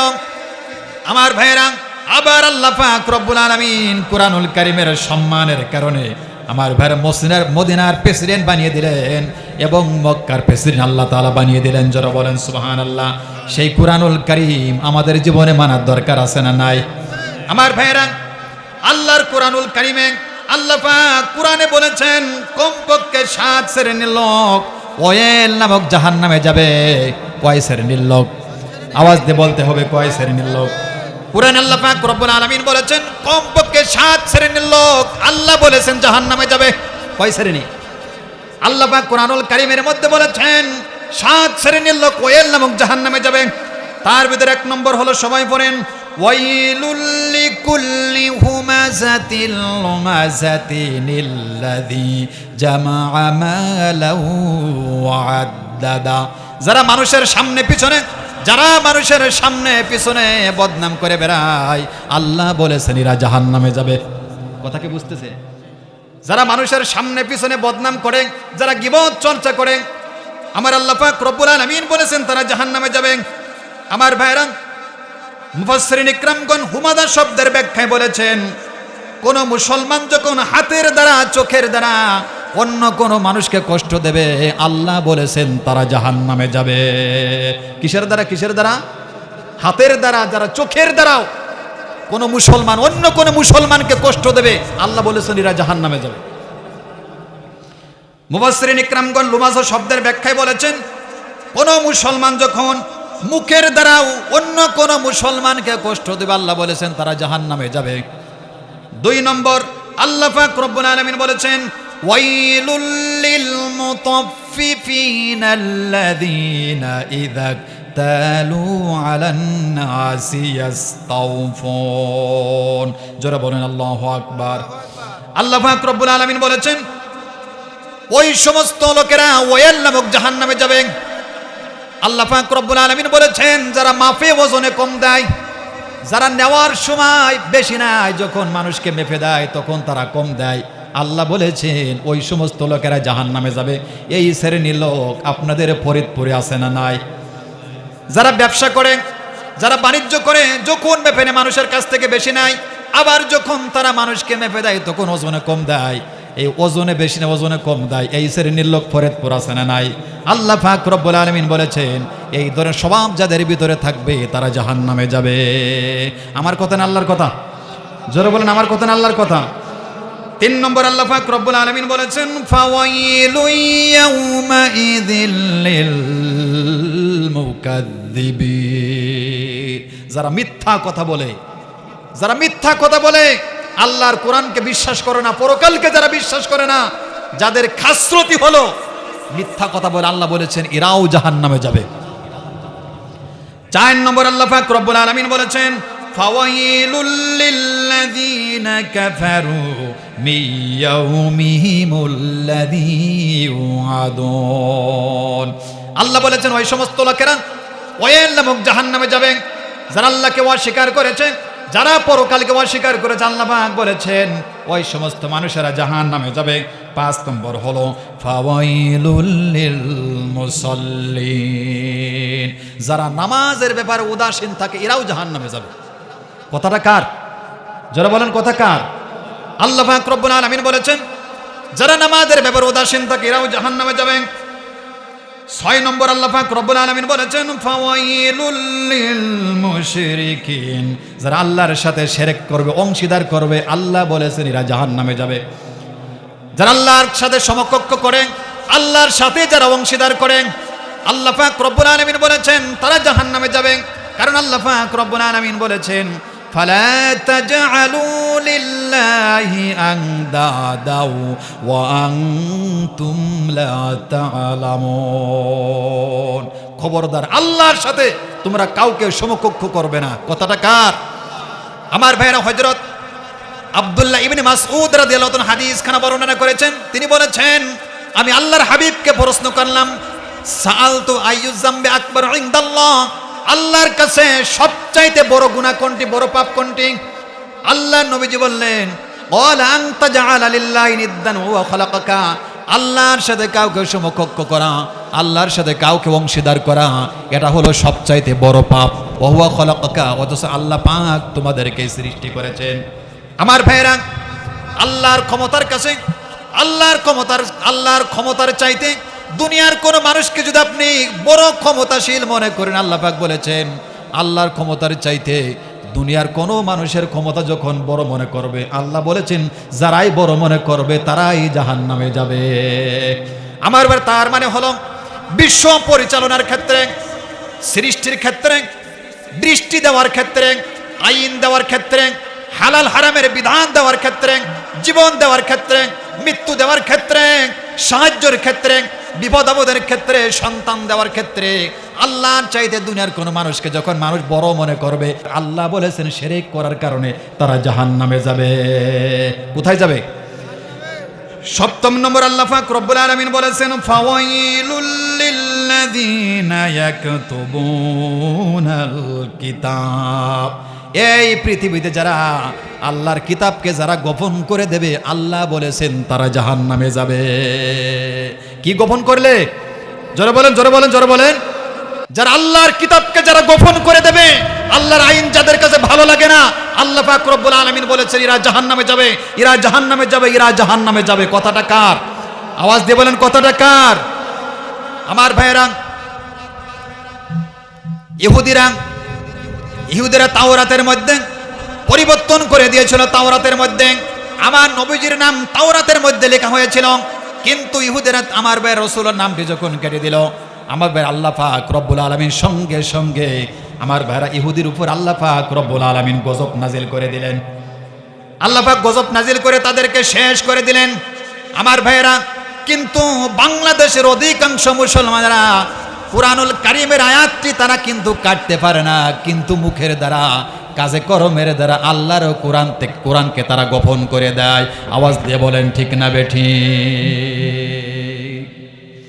এই জন্য আল্লাহ পাক রব্বুল আলামিন তিনি বলেছেন, وَمَن يَعْشُ عَن ذِكْرِ الرَّحْمَنِ نُقَيِّضْ لَهُ شَيْطَانًا فَهُوَ لَهُ قَرِينٌ। যারা আল্লাহর কোরআন থেকে যারা দূরে সরে যাবে, আল্লাহ বলেছেন তারা শয়তানের বন্ধু হয়ে যাবে। সম্মানিত উপস্থিতি, আমি আমার মূল আলোচনার দিকে ফিরে যাচ্ছি। আমি পবিত্র কুরআনুল কারীমের সূরা বানী ইসরাঈলের 33 নম্বর আয়াত আমি তেলাওয়াত করেছি আপনাদের সম্মুখে। আল্লাহ যেন এখান থেকে আমাদেরকে কিছু আলোচনা শোনার তৌফিক দান করেন। জোরে বলেন আমিন। সবাই আমার সাথে পড়েন, আউযু বিল্লাহি মিনাশ শাইতানির রাজীম, বিসমিল্লাহির রহমানির রহিম। وقضى ربك ألا تعبدوا إلا إياه وبالوالدين إحسانا إما يبلغن عندك الكبر أحدهما أو كلاهما فلا تقل لهما أف ولا تنهرهما وقل لهما قولا كريما। যারা বলেন আল্লাহু আকবার। আল্লাহ পাক রব্বুল আলামিন বলেছেন, কদা মানে চূড়ান্ত করে দেওয়া, কদা মানে ফয়সালা করে দেওয়া, কদা মানে সিদ্ধান্ত করে দেওয়া, কদা মানে চূড়ান্ত হয়ে গেছে, ফয়সালা হয়ে গিয়েছে। আমার ভাইরা, আল্লাহ পাক রব্বুল আলামিন তিনি যখন কোনো বিষয়কে চূড়ান্ত করে দেন, আল্লাহ পাক রব্বুল আলামিন তিনি যখন কোনো বিষয় সিদ্ধান্ত করে দেন, আমার ভাইরা, আল্লাহর সিদ্ধান্তের উপর আল্লাহর রায় দেওয়ার উপরে আমার ভাইরা দুনিয়ার কোনো মেম্বার, দুনিয়ার কোনো চেয়ারম্যান নতুন করে রায় দিতে পারবে না। পারবে? আমার ভাইরা, আল্লাহ পাক রব্বুল আলামিন তিনি যখন কোনো বিষয়ের উপরে যখন সিদ্ধান্ত করে দেন, চূড়ান্ত করে দেন, আল্লাহ পাক রব্বুল আলামিন রায় ঘোষণা করে দেন। আল্লাহর রায়ের উপরে, আল্লাহর সিদ্ধান্তের উপরে দুনিয়ার কোনো মেম্বার, দুনিয়ার কোনো চেয়ারম্যান, দুনিয়ার কোনো এমপি, কোনো মন্ত্রী আল্লাহ রায়ের উপরে নতুন করে কোনো সিদ্ধান্ত দিতে পারবে না। আওয়াজ দিয়ে বলেন ঠিক না বেঠিক?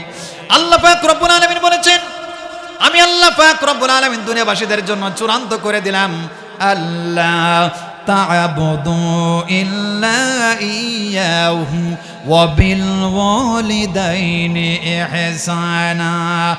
একমাত্র আল্লাহ পাক রব্বুল আলামিনের ইবাদত করা লাগবে। আল্লাহ ছাড়া দুনিয়ার অন্য কোনো মানুষের ইবাদত করা যাবে না। কথাটা কার? যারা বলেন কার? আমার ভাইরা, আমরা যখন মসজিদে, আল্লাহর ঘর মসজিদে নামাজ আদায় করার জন্য যখন ওযু করে পাক পবিত্র যখন মসজিদের ভিতরে আমরা ঢুকলাম, আমার ভাইরা, আল্লাহর প্রশংসা আমরা নামাজ স্টার্ট করলাম, শুরু করে দিলাম, আলহামদুলিল্লাহি রাব্বিল আলামিন। সমস্ত প্রশংসা আল্লাহর জন্য, যিনি সব জগতের মালিক।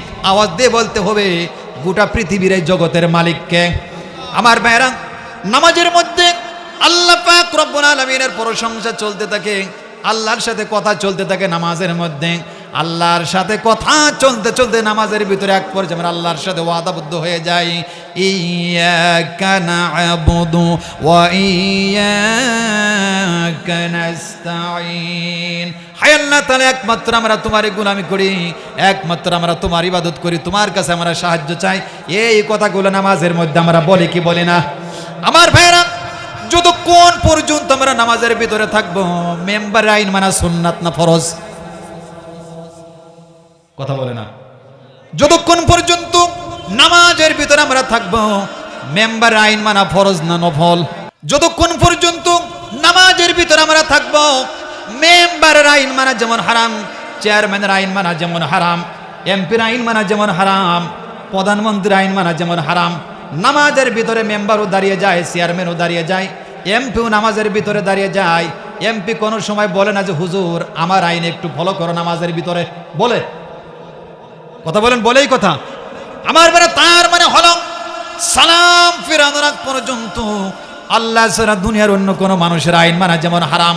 নামাজ যখন শেষ হয়ে যাবে, মসজিদ থেকে যখন আমরা বের হয়ে যাব, জীবনের প্রত্যেকটা ক্ষেত্রে, প্রতিটা সেক্টরে, অফিস আদালত, আমার ভাইরা, আল্লাহ ছাড়া দুনিয়ার অন্য কোনো মানুষের আইন মানাও হারাম। তার মানে মৃত্যুর আসার আগ পর্যন্ত ইবাদত করা লাগবে কার? যারা বলেন কার? আমার ভাইরা, এই জন্য আল্লাহ পাক রব্বুল আলামিন তিনি বলেছেন, ওয়াকাদা রাব্বুকা আল্লা তা'বুদু ইল্লা ইয়াহু ওয়া বিল ওয়ালিদাইনি ইহসানা। বান্দারা আমার ইবাদত করবা, আর তোমরা তোমাদের মা বাবার সাথে ভালো ব্যবহার করবে, ইহসান করবা। আমার ভাইরা, ইহসান মানে ভালোবাসা, ইহসান মানে মা বাবার সাথে মিষ্টি ভাষায় কথা বলা, ইহসান মানে মা বাবাকে খাওয়ানো, ইহসান মানে মা বাবাকে পড়ানো, ইহসান মানে মা বাবাকে হাদিয়া দেওয়া, ইহসান মানে মা বাবার সাথে ভালো ব্যবহার করা। যারা বলেন ঠিক না ঠিক? আমার ভাইরা, আল্লাহ পাক রব্বুল আলামিন যৌবন বয়সের কথা আল্লাহ পাক রব্বুল আলামিন এখানে তিনি তুলে ধরেন নাই। মা বাপ যখন বৃদ্ধ হয়ে যাবে, আল্লাহ সেই বয়সের কথা আল্লাহ তাআলা তুলে ধরেছেন। আল্লাহ পাক রব্বুল আলামিন তিনি বলেছেন, সবাই পড়েন, ইম্মা ইয়াবলুগান্না ইনদাকাল কিবারা আহাদুহুমা আও কিলাহুমা ফালা তাকুল লাহুমা উফফিন ওয়ালা তানহারহুমা ওয়া কুল লাহুমা কওলান কারীমা। আল্লাহ পাক রব্বুল আলামিন বলেছেন, বান্দারে, ইম্মা মানে যখন, ইয়াবলুগান্না মানে পৌঁছাবে, ইনদাকাল কিবার যখন বৃদ্ধ হয়ে যাবে, যখন বয়স্ক হয়ে যাবে, আহাদুহুমা আও কিলাহুমা একজন অথবা উভয়, মা বাপ যখন বয়স্ক হয়ে যাবে, যখন বৃদ্ধ হয়ে যাবে, হাঁটাচলা করতে পারে না, শরীর নিস্তেজ হয়ে যাবে, শরীরের চামড়া পর্যন্ত ঢিলা হয়ে গেছে, আল্লাহ পাক রব্বুল আলামিন বলেছেন, যখন সন্তানদের কাছে মা বাপ ওই বয়স উপনীত হয়ে যায়, আল্লাহ পাক রব্বুল আলামিন বলেছেন, উফফি ওয়ালা তানহারহুমা, ও পর্যন্ত মা বাবার সাথে কোনো আচরণ করা যাবে না। ওয়ালা তানহারহুমা, আর ঘাড় ঝাঁকা দিয়ে চোখ রাঙ্গে মা বাবার সাথে কথা বলে আল্লাহ পাক রব্বুল আলামিন তিনি নিষেধ করে দিয়েছেন। কিভাবে কথা বলবা আল্লাহ পাক রব্বুল আলামিন তাও তিনি শিক্ষা দিয়েছেন, ওয়া কুল লাহুমা কওলান কারীমা। ও দুনিয়ার মানুষেরা, মা বাবার সাথে সম্মানজনক কথা বলবে। যারা বলেন সুবহানাল্লাহ। আমার ভাইরা, কিন্তু দুঃখের বিষয় হলো, কত সন্তানকে আমরা দেখেছি স্ত্রীর উপরে রাগ করে মা বাবার খাবার পর্যন্ত বন্ধ করে দেয়। এমন নাফরমানি সন্তান আপনাদের ফরিদপুরে আছে না নাই? আছে, পাওয়া যায়। আমার ভাইরা, কত সন্তানকে আমরা দেখেছি মা স্ত্রীর ভালোবাসা দিতে গিয়ে, স্ত্রীর উপরে প্রাধান্য দিতে গিয়ে মা বাবার খাবার পর্যন্ত বন্ধ করে দেয়। এমনকি জনম দুঃখিনী মাকে মারতে মারতে জনম দুঃখিনী মাকে বাড়ি থেকে পর্যন্ত বের করে দেয়। এমন সন্তান এই গ্রামের মধ্যে আছে, আছে, পাওয়া যায়। আপনাদের এলাকায় আছে। আমার ভাইরা, আল্লাহ পাক রব্বুল আলামিন বলেছেন, হাল আতা আলাল ইনসানি হিনুম মিনাদ দাহরি লাম ইয়াকুন শাইআম মাযকুরা ইন্না খালাকনাল ইনসানা মিন নুতফাতিন আমশাজিন নাবতালিহি فجعلناه سميعا بصيرا যারা বলেন আল্লাহু আকবার। আল্লাহ পাক রব্বুল আলামিন বলেছেন, বান্দারে এমন একটা সময় কি তোর পার হয়ে যায় নাই, কোনো নাম ছিল না, কোনো ঠিকানা ছিল না।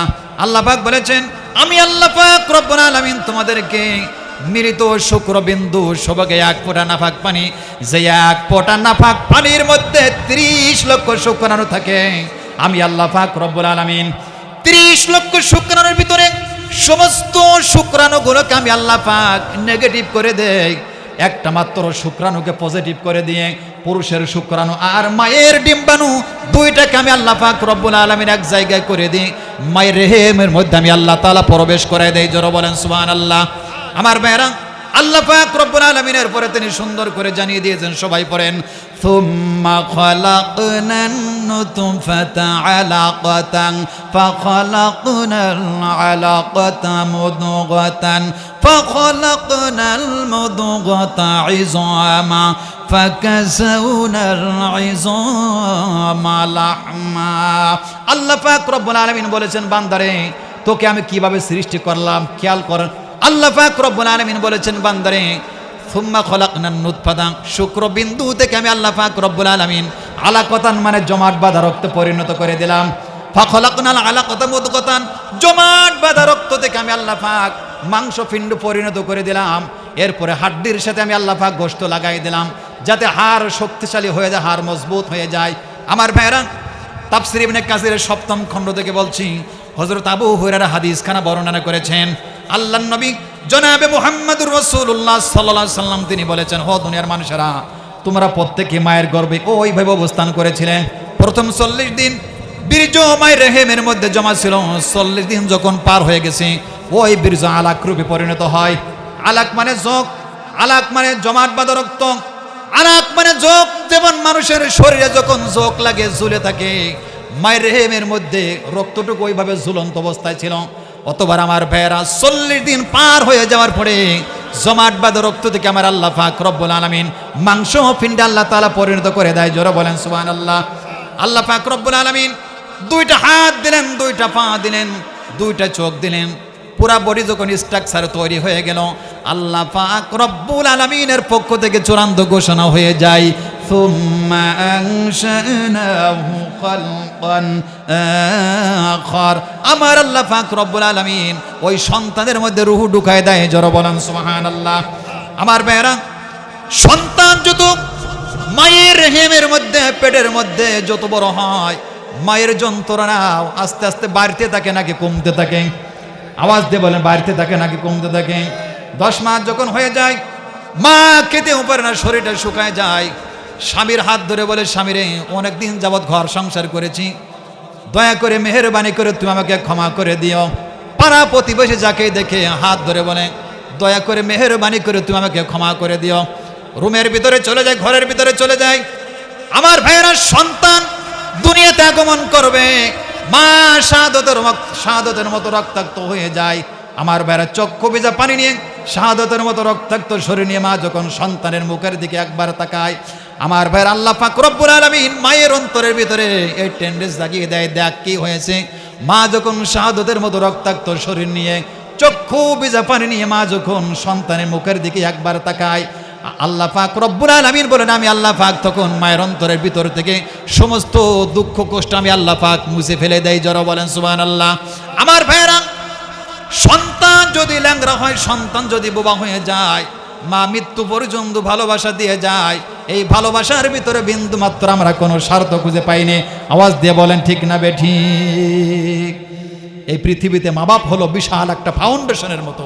ফাউন্ডেশন যদি মজবুত থাকে, আমার বেরা নামাজ রোজা হজ যাকাত দিয়ে আল্লাহর জান্নাতে যাওয়া যাবে।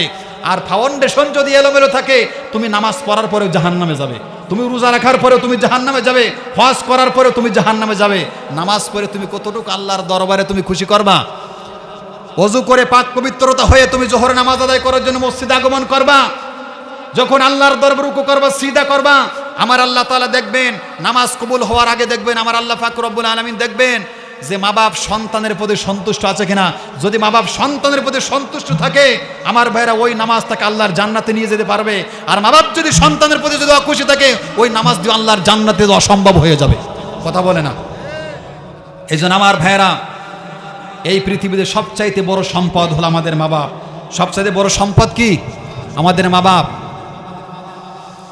আমার আল্লাহ পাক রব্বুল আলামিন তিনি বলেছেন ওয়াখফিদ লাহুমা জানাহাল যুল্লি মিনার রাহমাতি ওয়া কুর রাব্বিরহামহুমা কামা রাব্বায়ানি সগীরা। হে দুনিয়ার মানুষেরা, তোমাদের ভিতরে যত ভালোবাসা আছে, যত বিনয় আছে, যত নম্রতা আছে, তোমরা তোমাদের মা বাবার সামনে বিছিয়ে দাও। কিন্তু দুঃখের বিষয় হলো মেম্বারকে দেখলে আমরা যেমন ভালোবাসি, শ্রদ্ধা করি, আমার ভাইরা মা বাবাকে আমরা তার চাইতে একটু কম শ্রদ্ধা ভালোবাসা দিয়ে আওয়াজ দিয়ে বলেন ঠিক না বেঠিক? এই জন্য আমার ভাইরা মা বাবার সাথে ভালো ব্যবহার করতে ইহসান করতে হবে। মা বাবাকে যদি আমরা ভালো ব্যবহার করি, মা বাবার সাথে যদি আমরা ইহসান করে থাকি, আল্লাহর জান্নাত আমাদের জন্য ওয়াজিব হয়ে যাবে। কিন্তু আমাদের মা বোনেরা, আপনাদেরকে পর্দার ভিতরে থাকা লাগবে, নামাজ আদায় করা লাগবে। রাসূলুল্লাহ বলেছেন কোন মহিলা যদি 4টা আমল এই দুনিয়ার থেকে করে যেতে পারে, আল্লাহর নবীজি বলেছেন আমার আল্লাহ পাক রব্বুল আলামিন আগের থেকে 8টি জান্নাতের দরজা খোলা রাখবেন। যারা বলেন সুবহানাল্লাহ। কয়টি আমল? কয়টি আমল? আমার মা বোনেরা কান খেয়াল করবেন। রাসূলুল্লাহ বলেছেন কোন মহিলা যদি আল্লাহর জান্নাতে যায়, কোন মহিলা যদি আল্লাহর জান্নাতে যেতে চায়, রাসূলুল্লাহ বলেছেন অবশ্যই ওই সমস্ত মহিলাদেরকে এই দুনিয়ার থেকে 4টা আমল করা লাগবে। কয়টা আমল? 1 নম্বর, মহিলাদের জান্নাতে যাওয়ার 1 নম্বর আমল হলো আল মারাতু ইযা সাল্লাত খামসাহা। আমার মা বোনদেরকে 5 ওয়াক্ত নামাজ আদায় করা লাগবে। কয় ওয়াক্ত? কয় ওয়াক্ত নামাজ আদায় করা লাগবে? কিন্তু দুঃখের বিষয় হলো আমার মা বোনদের ভিতরে একটা ফরমাল রোগ আছে। বলবো একটা ফরমাল রোগ আছে, সেটা হলো শক্তি সামর্থ্য থাকা সত্ত্বেও আমাদের মা বোনেরা তারা বসে বসে নামাজ আদায় করে। কথা বলে না? পুরুষ হোক অথবা মহিলা হোক, কোনো ব্যক্তি যদি বসে বসে নামাজ পড়ে, নামাজ হবে? ওর নামাজ বাতিল হয়ে যাবে অজর ছাড়া। আর জোহরের নামাজ ঠেলে ঠেলে আমার মা বোনেরা আসরের নামাজের ভিতরে নিয়ে যায়, আর আসরের নামাজ ঠেলে ঠেলে মাগরিবের ভিতরে নিয়ে যায়। কথা বলে না? আচ্ছা, কার কার বাড়িওয়ালা এই জোহরের নামাজ ঠেলে ঠেলে আসরের ভিতরে নিয়ে যায়, আসরের নামাজ ঠেলে ঠেলে মাগরিবের ভিতরে নিয়ে যায়? এমন 2-1 দেখান তো। কেউ দেখাবে না। আছে আছে। আল্লাহর নবীজি বলেছেন কোন মহিলা যদি আল্লাহর জান্নাতে যেতে চায়, 1 নম্বর মহিলাদের জান্নাতে যাওয়ার আমল হলো অবশ্যই মহিলাদেরকে 5 ওয়াক্ত নামাজ আদায় করা লাগবে। আর 2 নম্বর ওয়াসামাত শাহরাহা, রমজান মাসে রোজা পালন করা লাগবে। এবং 3 নম্বর আমল হলো স্বামীর খেদমত করা লাগবে। 3 নম্বর আমল কি? আমার মা বোনেরা, এই দুনিয়াতে স্বামীরা হলো আল্লাহ পাক রব্বুল আলামিনের পক্ষ থেকে আপনাদের জন্য বিশাল একটা নিয়ামত। এই নিয়ামতকে আপনারা যখন খেয়ানত করবেন, আল্লাহর পক্ষ থেকে আপনাদের উপরে লানত বর্ষিত হবে। রাসূলুল্লাহ বলেছেন এই পৃথিবীতে আল্লাহ পাক রব্বুল আলামিন তিনি ছাড়া যদি অন্য কোনো দরবারে যদি সিদা দেওয়ার হুকুম থাকতো, রাসূলুল্লাহ বলতেন তাহলে তোমরা তোমাদের স্বামীর পায়ে তোমরা সিদা করো। সুতরাং সেজে গুজে স্বামীকে দেখাতে হবে, পর পুরুষকে দেখানো যাবে।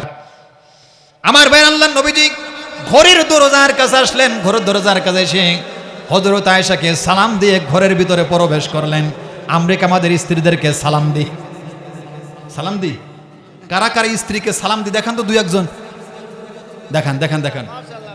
মাত্র 4-5-6 জন, মাত্র কয়েকজন আছে স্ত্রীকে সালাম দেয়। তার মানে দেখেন কত বড় ভেজাল। ওয়াজ নসিহত করে কি করব? ভেজাল তো এই জায়গায়। ওয়াজ নসিহত শুনবো, বাড়ি গিয়ে যে দেখবেন যে স্বামী স্ত্রীর মধ্যে মনোমালিন্য। এ কথা বলে না? অথচ আমার নবীজি ঘরের দরজার কাছে আয়েশাকে সালাম দিয়ে ঘরের ভিতরে প্রবেশ করলেন। রাসূলুল্লাহ বলেছেন কোন স্বামী যখন ঘরের ভিতরে ঢোকার সময় তার স্ত্রীকে সালাম দিয়ে ঘরের মধ্যে প্রবেশ করে, এবং স্বামী যখন ঘর থেকে বেরোয় স্ত্রী স্বামীকে সালাম দেয়, আল্লাহ নবীজি বলেছেন আমার আল্লাহ পাক রব্বুল আলামিন ওই পরিবারটাকে আল্লাহ ঋণ মুক্ত করে দেন। জোরে বলেন সুবহানাল্লাহ। আজকে বাড়ি থেকে স্ত্রীকে কারা কারা সালাম দেবে, শুধু তারাই হাত উঁচু করবে, বাকিগুলো করবে না। কারা কারা আজকে বাড়ি থেকে স্ত্রীকে সালাম দেবে? লিল্লাহি তাকবীর, লিল্লাহি তাকবীর। হচ্ছে না, মাঝখানে খুব কঠিন সমস্যা আসে, ফরমালিন কঠিন রোগ আছে। আমার ভাইয়েরা, আল্লাহ নবীজি সালাম দিয়ে ঘরের ভিতরে প্রবেশ করলেন। নবীজি বলে আয়েশা, সুন্দর চাঁদনি রাত, দিনের বেলা সময় দিতে পারে নাই, দিনের দাওয়াত নিয়ে মানুষের দ্বারা দ্বারা আমি ঘুরেছি। সুন্দর চাঁদনি রাত, চলো আমরা দৌড় প্রতিযোগিতা করি। হযরত আয়েশা বলেন, ইয়া রাসূলুল্লাহ, এটাকে আপনার জন্য মানানসই হয়? নবীজি বলেন, আয়েশা, আল্লাহ পাক রব্বুল আলামিন সমস্ত খেলাধুলাকে তিনি হারাম করে দিয়েছেন, কিন্তু তিনটা খেলাধুলা আল্লাহ পাক জায়েজ করে রেখে দিয়েছেন। তার ভিতরে একটা হলো স্বামী স্ত্রী আনন্দ ফুর্তি। জোরে বলেন সুবহানাল্লাহ। যত আনন্দ করবেন স্বামী স্ত্রী সব জায়েজ, সব জায়েজ। শুধুমাত্র নেল পালিশ, টিপ, খোপা, এই লম্বা করে খোপা ব্যবহার এগুলো করবেন না। আমার মা বোনেরা, যত পারেন সেজে গুজে স্বামীকে দেখাবেন, এটা জায়েজ। আল্লাহ নবীজি আয়েশাকে বলেন, সুন্দর চাঁদনি রাত, চলো আজকে দৌড় প্রতিযোগিতা করি। বিশ্ব নবী জনাবে মুহাম্মদুর রাসূলুল্লাহ সাল্লাল্লাহু আলাইহি সাল্লাম মসজিদে নববীর থেকে হাঁটতে হাঁটতে প্রায় 2 কিলোমিটার পর্যন্ত চলে গেছে। কোনো গাছ নাই, বাবলা গাছ নাই, উঁচু নিচু কোনো পথ নাই। দুইজন দৌড় প্রতিযোগিতা করলেন। আমার ভাইরা, হযরত আয়েশা সিদ্দিকা রাদিয়াল্লাহু আনহা বিশ্ব নবীজিকে পিছনে ফেলে তিনি ফার্স্ট হয়ে গেলেন। জোরে বলেন সুবহানাল্লাহ। আবার সামনের বছর বিশ্ব নবীজি বলেন, আয়েশা, সুন্দর চাঁদনি রাত, গত বছরের মতো আজকে আমরা দৌড় প্রতিযোগিতা করি। আমার ভাইরা, দুইজন দৌড় প্রতিযোগিতা করলেন। বিশ্ব নবীজি হযরত আয়েশাকে পিছনে ফেলে ফার্স্ট হয়ে গেলেন। জোরে বলেন সুবহানাল্লাহ। রাসূলুল্লাহ পিছনে আয়েশার মুখের দিকে তাকালেন। আয়েশার মনটা বেজার হয়ে গেছে। হযরত আয়েশা বলে, ইয়া রাসূলুল্লাহ, গত বছরের তুলনায় আমার রান দুইটা মোটা হয়ে গেছে, আমি একটু ভারী হয়ে গিয়েছি। নবীজি বলেন, আয়েশা, মন বেজার হওয়ার কোনো কারণ নাই। গত বছর তুমি ফার্স্ট হয়ে গিয়েছিলে, এই বছর আমি ফার্স্ট হলাম, দৌড় হয়ে গেছি, চলো আমরা বাড়িতে চলে যাই। জন বলেন সুবহানাল্লাহ। রাস্তাঘাটে যদি নিরাপদে থাকে হাঁটবেন, দৌড়াবেন, কোনো সমস্যা নাই, এটা জায়েজ। তাই বলে অন্যটা নিয়ে আপনারা হাত ধরে কিন্তু দৌড়াদৌড়ি করবেন না। করবেন? কথা বলে না। আমার মা বোনেরা, আমার বাবা মাদের রাস্তাঘাটে যখন বের হয়, যখন অন্য বাড়িতে দাওয়াত খাওয়ার জন্য যখন বের হয়, এমন সাজসজ্জা পরিদর্শন করে বের হয়, তার অর্ধেকটুকু যদি প্রত্যেক দিন স্বামীর জন্য যদি নির্ধারণ করত, আল্লাহর কসম দিয়ে বললাম, এই দেশে কোনো স্বামী তার স্ত্রীকে তালাক দিত না। কথা বলে না। কোনো স্বামী তার স্ত্রীকে তালাক দিত না। আমার মা বোনেরা, স্বামীকে খেদমত করবেন। আল্লাহর পক্ষ থেকে আল্লাহ পাক রব্বুল আলামিন আপনাদের জন্য আল্লাহ পাক রব্বুল আলামিন আমানত দিয়েছেন। চতুর্থ নম্বর, আল্লাহর হাবিব বলেছেন, ওয়াহসানাত ফারজাহা, মহিলাদেরকে পর্দার ভিতরে থাকা লাগবে, সতীত্বের ভিতরে থাকা লাগবে। আমার আল্লাহ পাক রব্বুল আলামিন তিনি বলে দিয়েছেন, ইয়া বানি আদম ক্বাদ আনসালনা আলাইকুম লিবাসাই ইউরি সাওআতিকুম ওয়ারিশা। আল্লাহ পাক রব্বুল আলামিন সূরা আরাফের 26 নম্বর আয়াতের মধ্যে আল্লাহ পাক রব্বুল আলামিন তিনি সুন্দর করে জানিয়ে দিয়েছেন, আদম সন্তান, আমি আল্লাহ পাক রব্বুল আলামিন, আমি আল্লাহ পাক রব্বুল আলামিন তোমাদের উপরে তাকওয়ার পোশাক নাজিল করে দিলাম, সুতরাং তোমরা তাকওয়ার পোশাক করো। আবু দাউদ শরীফের 4th খণ্ড, ইবনে মাজাহের 2য় খণ্ড থেকে বলছি, হযরত আব্দুল্লাহ ইবনে ওমর রাদিয়াল্লাহু আনহু হাদিস খানা বর্ণনা করেছেন। আল্লাহর নবীজি বলেছেন, হাদিস খানা বলে আমি আমার আলোচনা শেষের দিকে চলে যাব। আল্লাহর নবীজি বলেছেন, দুনিয়াতে যেই সমস্ত মহিলারা পাতলা পোশাক পরিধান করবে, Kiranmala, half blouse, tight fit বোরকা, এই ধরনের পোশাক আমাদের মা বোনেরা পরে কি পরে না? রাসূলুল্লাহ বলেছেন, দুনিয়াতে যেই সমস্ত মহিলারা টাইট ফিট বোরকা, হাফ ব্লাউজ, কিরণমালা, পাকিজামা, এই সমস্ত পোশাক যারা দুনিয়াতে পরিধান করবে, কিয়ামতের ময়দানে আমার আল্লাহ পাক রব্বুল আলামিন বলবেন, হে আল্লাহর ফেরেশতারা, দুনিয়াতে যে সমস্ত মহিলারা নাফরমানি অশ্লীল পোশাকগুলো পরিধান করেছিল, কিয়ামতের ময়দানে তাদেরকে ওই পোশাক তুমি পরায় দাও। যখন তাদেরকে কিরণমালা, টাইট ফিট বোরকা, হাফ ব্লাউজ, এই সমস্ত পোশাকগুলো যখন তাদেরকে পরিয়ে দেওয়া হবে, আল্লাহ পাক জিবরিল আমিনকে বলো, জিবরিল আমিন জাহান্নাম থেকে একটু আগুন নিয়ে আসো। জাহান্নাম থেকে আগুন নিয়ে যখন আল্লাহর দরবারে যখন হাজির করা হবে, আল্লাহ পাক রব্বুল আলামিন বলবেন, হে জিবরিল আমিন ওই টাইট ফিট বোরকা হাব্বেলা উস্কিরন বলে আগুন ধরিয়ে দাও। যখন আগুন ধরিয়ে দেওয়া হবে, এমন জোরে চিৎকার মারবে, আমার আল্লাহ পাক বলবেন, হো বান্দিরে, দুনিয়াতে আল্লাহর কুরআনুল কারীমের পোশাক তোর কাছে গিয়েছিল, তাকওয়ার পোশাক গিয়েছিল, কোনোদিন তুই আল্লাহর পোশাক পরিধান করিস নাই, আমার রহমত তোর দরবারে পৌঁছাবে না।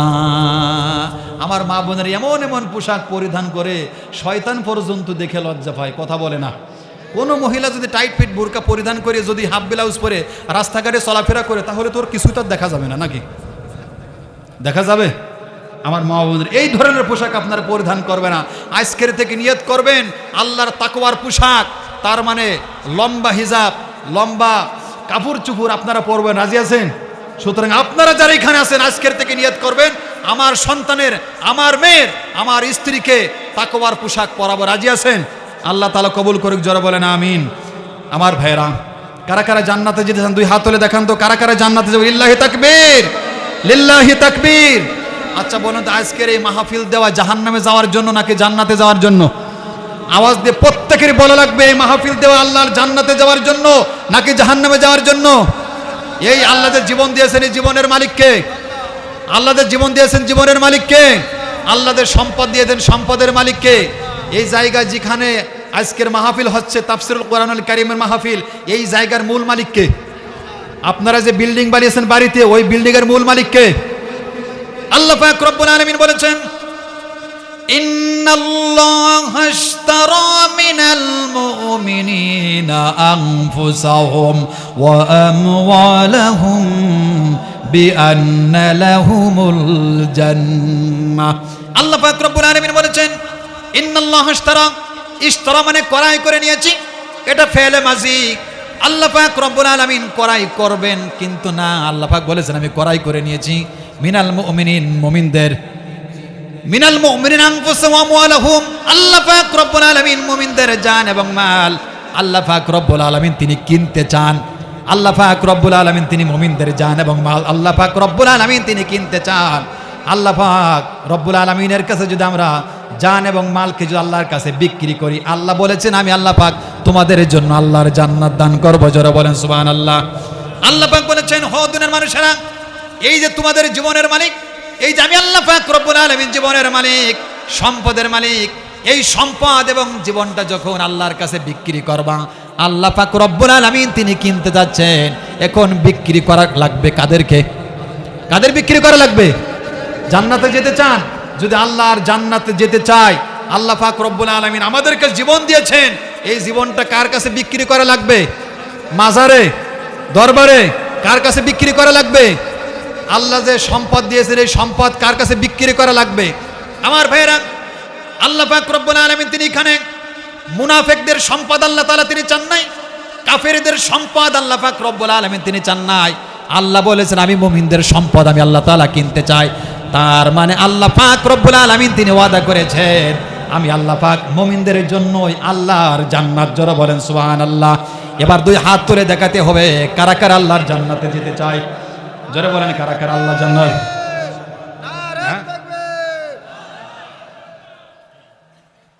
আমার ভাইয়েরা, আল্লাহ পাক রব্বুল আলামিন বলেছেন আমি আল্লাহ পাক রব্বুল আলামিন জান্নাত কিনতে চাই। এখন আমাদেরকে সম্পদ আল্লাহর কাছে বিক্রি করা লাগবে। আল্লাহর কাছে যদি আমরা সম্পদ বিক্রি করে দেই, আল্লাহ বলেছেন আমি আল্লাহ পাক তাদেরকে জান্নাত দান করব।